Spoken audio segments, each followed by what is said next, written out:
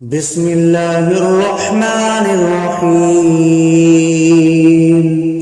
ياسين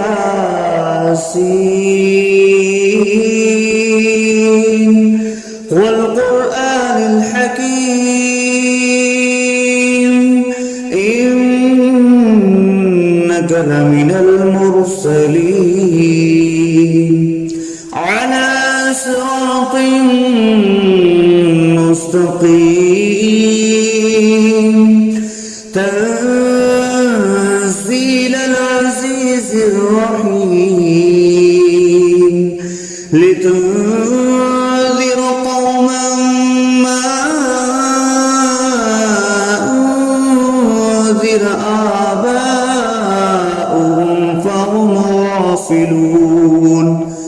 لقد حق القول على أكثرهم فهم لا يؤمنون إنا جعلنا في أعناقهم أغلالا فهي إلى الأذقان فهم مقمحون وجعلنا من بين أيديهم سدا ومن خلفهم سدا فأغشيناهم فهم لا يبصرون وسواء عليهم أأنذرتهم أم لم تنذرهم لا يؤمنون إنما تنذر من اتبع الذكر وخشي الرحمن بالغيب فبشره بمغفرة وأجر كريم إنا نحن نحيي الموتى ونكتب ما قدموا وآثارهم وكل شيء أحصيناه في إمام مبين واضرب لهم مثلا أصحاب القرية إذ جاءها المرسلون إذ أرسلنا إليهم اثنين فكذبوهما فعززنا بثالث فقالوا إنا إليكم مرسلون قالوا ما أنتم إلا بشر مثلنا وما أنزل الرحمن من شيء إن أنتم إلا تكذبون قالوا ربنا يعلم إنا إليكم لمرسلون وما علينا إلا البلاغ المبين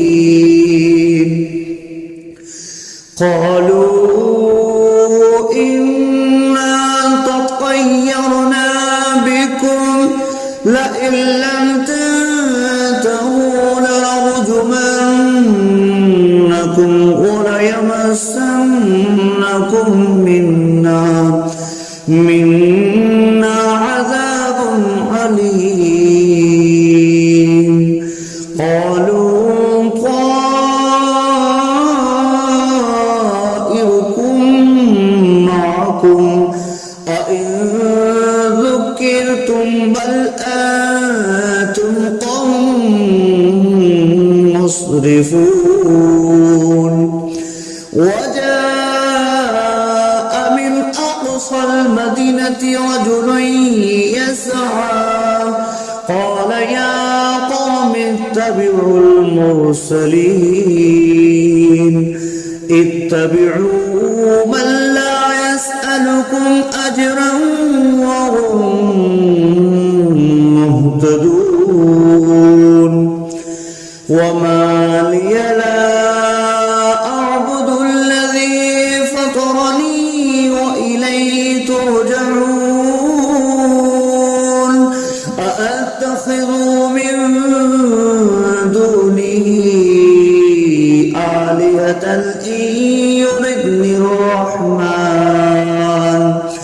إن يردني الرحمن بضر لا تغن عني شفاعتهم شيئا ولا ينقذون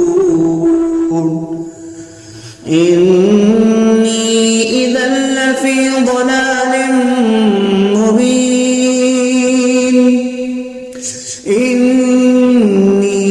آمنت بربكم فاسمعون قيل ادخل الجنة قال يا ليت قومي يعلمون بما غفر لي ربي وجعلني من المكرمين وما أنزلنا على قومه من بعده من جند من السماء وما كنا منزلين إن كانت إلا صيحة واحدة فإذا هم خامدون يا حسرة على العباد ما يأتيهم من رسول إلا كانوا به يستهزئون ألم يروا كم أهلكنا قبلهم من القرون أنهم إليهم لا يرجعون وإن كل لما جميع لدينا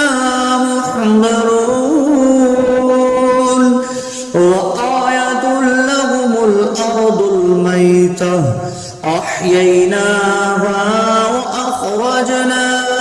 منها حبا فمنه يأكلون وجعلنا فيها جنات من نخيل وأعناب وفجرنا فيها من العيون ليأكلوا من ثمره وما عملته أيديهم أفلا يشكرون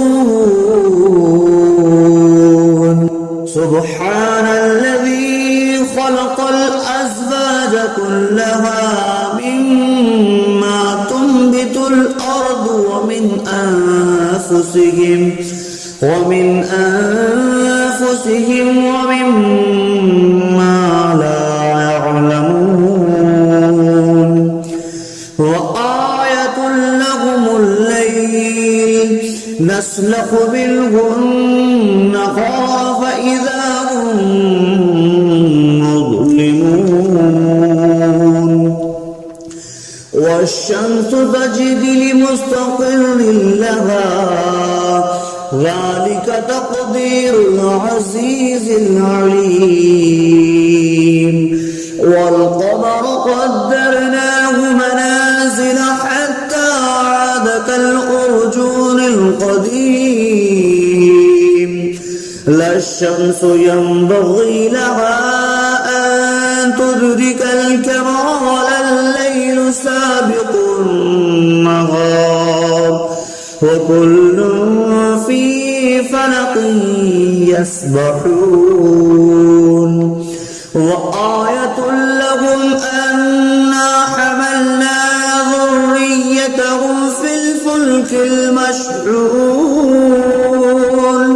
وخلقنا لهم من مثله ما يركبون وإن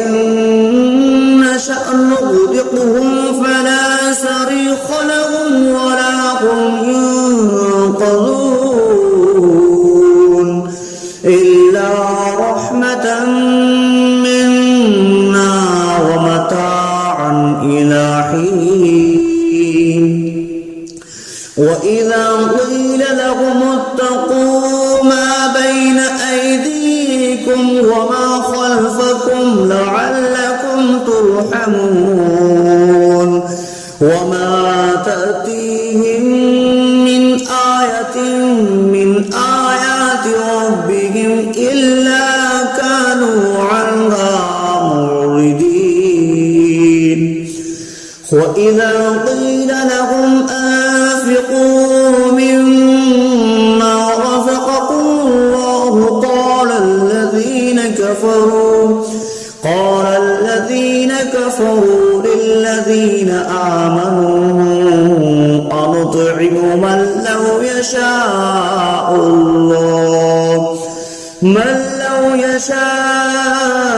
الله أطعمه إن أنتم إلا في ضلال مبين ويقولون متى هذا البعد إن كنتم صادقين ما ينظرون إلا صيحة واحدة تأخذهم وهم يخصمون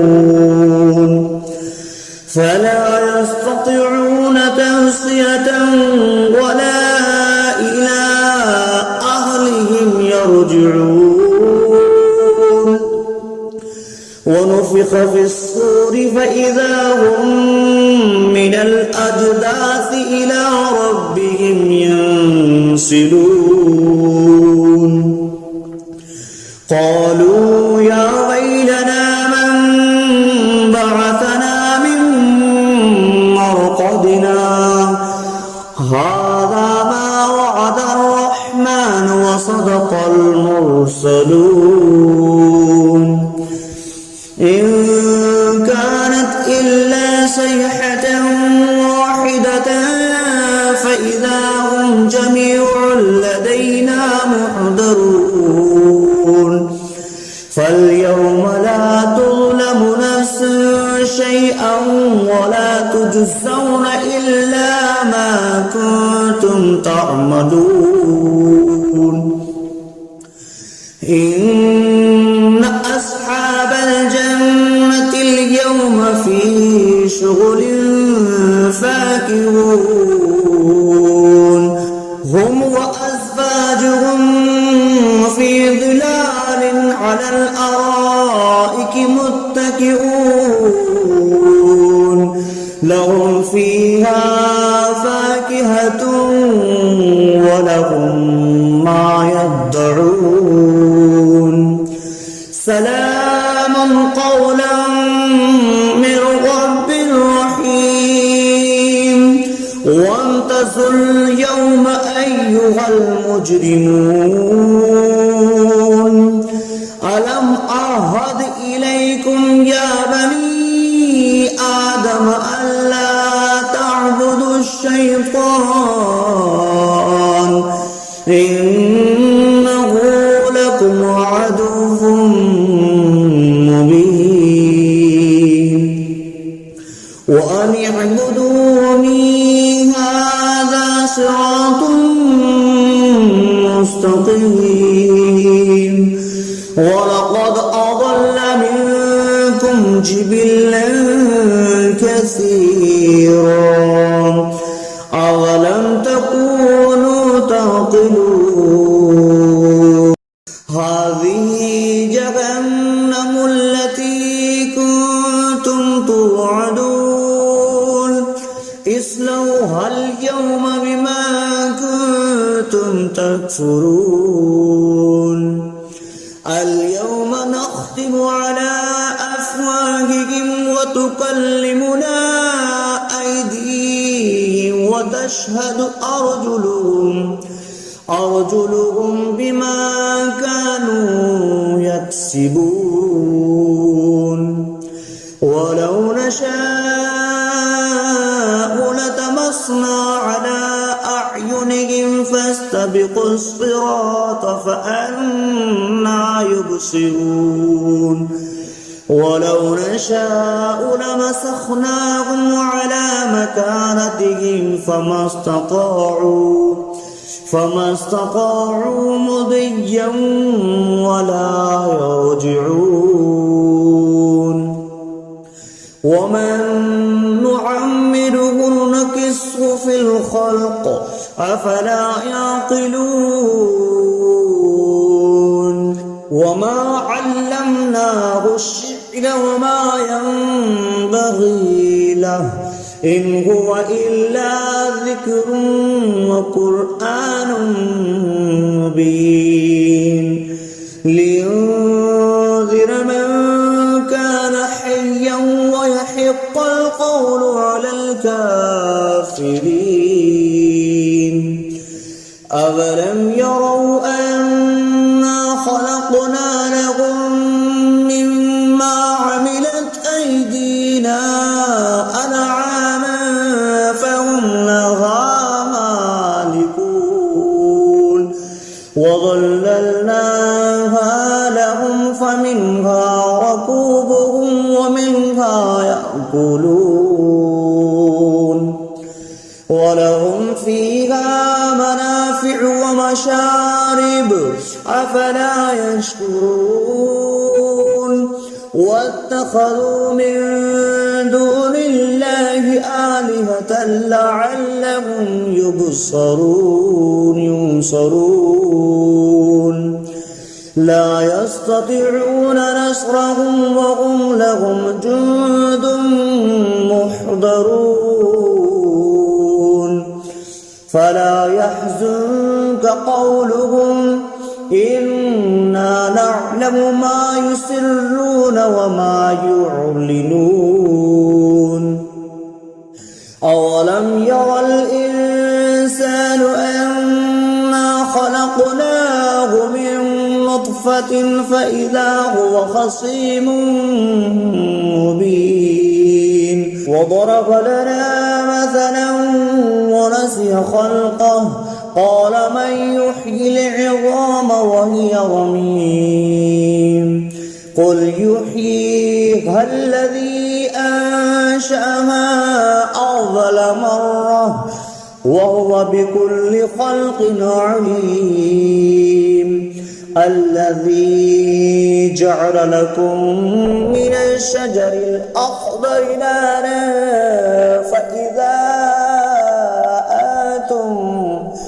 فإذا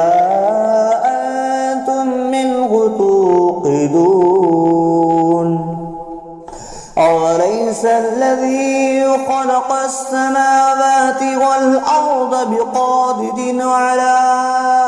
أن يخلق مثلهم بلى وهو الخلاق العليم إنما أمره إذا أراد شيئا أن يقول له كن فيكون فسبحان الذي بيده ملكوت كل شيء وإليه ترجعون بسم الله الرحمن الرحيم الرحمن علم القرآن خلق الإنسان علمه البيان الشمس والقمر بحسبان والنجم والشجر يسجدان والسماء رفعها فوضع الميزان ألا تطغوا في الميزان وأقيموا الوزن بالقسط ولا تخسروا الميزان والأرض وضعها للأنام فيها فاكهة والنخل ذات الأكمام والحب ذو العصف والريحان فبأي آلاء ربكما تكذبان خلق الإنسان من صلصال كالفخار وخلق الجان من مارج من نار فبأي آلاء ربكما تكذبان رب المشرقين ورب المغربين فبأي آلاء ربكما تكذبان مرج البحرين يلتقيان بينهما برزخ لا يبغيان فبأي آلاء ربكما تكذبان يخرج منهما اللؤلؤ والمرجان فبأي آلاء ربكما تكذبان وله الجوار المنشآت في البحر كالأعلام فبأي آلاء ربكما تكذبان كل من عليها فان ويبقى وجه ربك ذو الجلال والإكرام فبأي آلاء ربكما تكذبان يسأله من في السماوات والأرض كل يوم هو في شأن فبأي آلاء ربكما تكذبان سنفرغ لكم أيها الثقلان فبأي آلاء ربكما تكذبان يا معشر الجن والإنس إن استطعتم أن تنفذوا من أقطار السماوات والأرض فانفذوا لا تنفذون إلا بسلطان فبأي آلاء ربكما تكذبان يرسل عليكما شواظ من نار ونحاس فلا تنتصران فبأي آلاء ربكما تكذبان فإذا انشقت السماء فكانت وردة كالدهان فبأي آلاء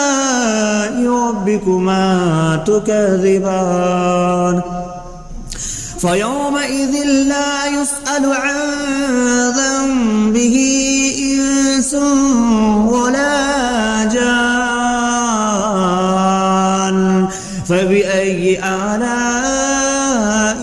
ربكما تكذبان يعرف المجرمون بسيماهم فيؤخذ بالنواسي والأقدام فبأي آلاء ربكما تكذبان هذه جهنم التي يكذب بها المجرمون يطوفون بينها وبين حميم آن فبأي آلاء ربكما تكذبان ولمن خاف مقام ربه جنتان فبأي آلاء ربكما تكذبان ذواتا أفنان فبأي آلاء ربكما تكذبان فيهما عينان تجريان فبأي آلاء ربكما تكذبان فيهما من كل فاكهة زوجان فبأي آلاء ربكما تكذبان متكئين على فرش بطائنها من استبرق وجنى الجنتين دان فبأي آلاء ربكما تكذبان فيهن قاصرات الطرف لم يطمثهن إنس قبلهم ولا جان فبأي آلاء ربكما تكذبان كأنهن الياقوت والمرجان فبأي آلاء ربكما تكذبان هل جزاء الإحسان إلا الإحسان فبأي آلاء ربكما تكذبان ومن دونهما جنتان فبأي آلاء ربكما تكذبان مدهامتان فبأي آلاء ربكما تكذبان فيهما عينان نضختان فبأي آلاء ربكما تكذبان فيهما فاكهة ونخل والرمان فبأي آلاء ربكما تكذبان فيهن خيرات حسان فبأي آلاء ربكما تكذبان حور مقصورات في الخيام فبأي آلاء ربكما تكذبان لم يطمثهن إنس قبلهم ولا جان فبأي آلاء ربكما تكذبان متكئين على رفرف خضر وعبقري حسان فبأي آلاء ربكما تكذبان تبارك اسم ربك ذي الجلال والإكرام صدق الله العظيم.